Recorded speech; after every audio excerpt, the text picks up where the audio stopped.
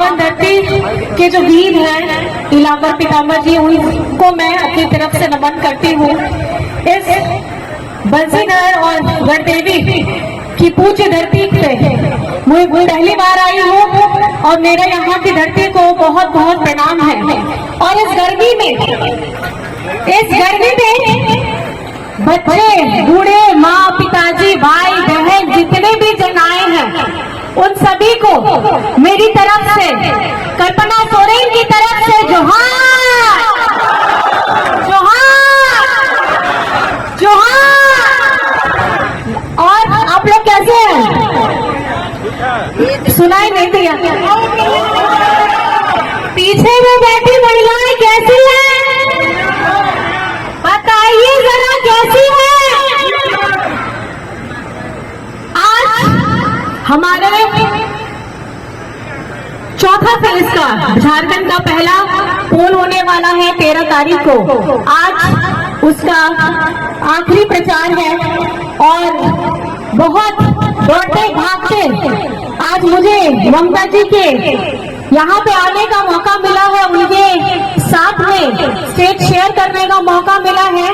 सबसे पहले मैं आप लोगों का बहुत धन्यवाद करना चाहती हूँ, क्योंकि आपने, झारखंड के लोगों ने, खास करके पलामू ने यहाँ की बेटी को स्वीकार कर लिया है। वो यहाँ का जन सैलाब दिखा दे रहा है।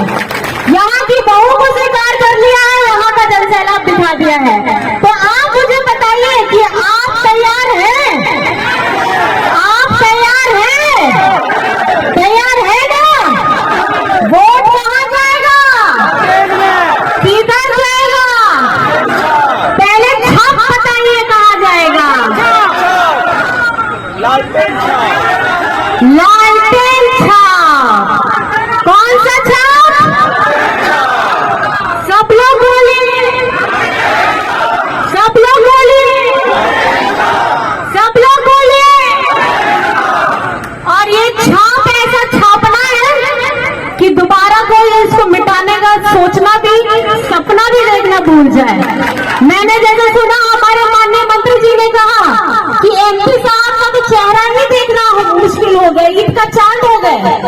लेकिन अगर आपकी बेटी यहाँ खड़ी है तो मुझे लगता है आपको पूरा विश्वास है ये बेटी आपकी दुख हो, सुख हो, आपकी छोटी बात हो, बड़ी बात हो, हर जगह में आपकी बहन, आपकी बेटी और यहाँ आने वाली है। आप तैयार हो जाइए, इसके लिए आशीर्वाद देने के लिए तैयार हो जाइए, क्योंकि ये अपना मुंह छुपा करके कहीं नहीं जाएगी। ये सीना ठोक करके, जिस तरीके से सिर्फ इस चुनाव के लिए नहीं, ये पूरे कार्यकाल के लिए अगर आप लोग इनको ये मौका देते हैं तो मुझे नहीं लगता कि 5 साल, आने वाले कितने साल भी आप शायद इनको हिला नहीं पाएंगे।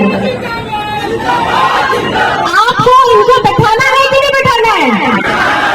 अपनी आवाज बनाना है, बनाना है ना? तैयार है? सारे तैयार? आगे वाले तो तैयार है, पीछे वाले बताइए तैयार है? तैयार है ना? तो वोट के बटन का तारीख बताइए, कौन सा तारीख है? कौन सा तारीख? कौन सा तारीख? कौन सा तारीख? छाप याद कर लीजिए, छाप लीजिए, छाप लीजिए, छाप लीजिए। और ये जो आपने अपने दिमाग में छापा है, आप अपने 10, 15, 30 जितने लोग हैं जो यहाँ नहीं पहुंच पाए हैं, जो किसी भी प्रत्याशी हैं, यहाँ की बेटी है, आपको आशीर्वाद देना है। क्योंकि आपको पता चल गया है जुमले वाली सरकार केंद्र के साथ साथ झारखंड में भी जो छोटे मोटे यहाँ पे आप लोगों ने मौका दिया, आप ही लोगों ने मौका दिया था ना, एमपी बनवाया था ना, मुंह तो नहीं दिखाया उन्होंने, काम तो बहुत दूर की बात हो गई। तो आपको करारा जवाब देना है। आप ही जनता जनार्दन है, आप ही वो ताकत है।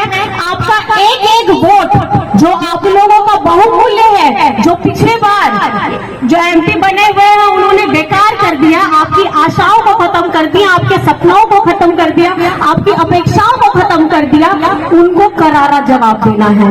और उखाड़ फेंकने के लिए ही आप लोगों का ताकत चाहिए। और जैसे मैं आपको बता देना चाहती हूँ, ये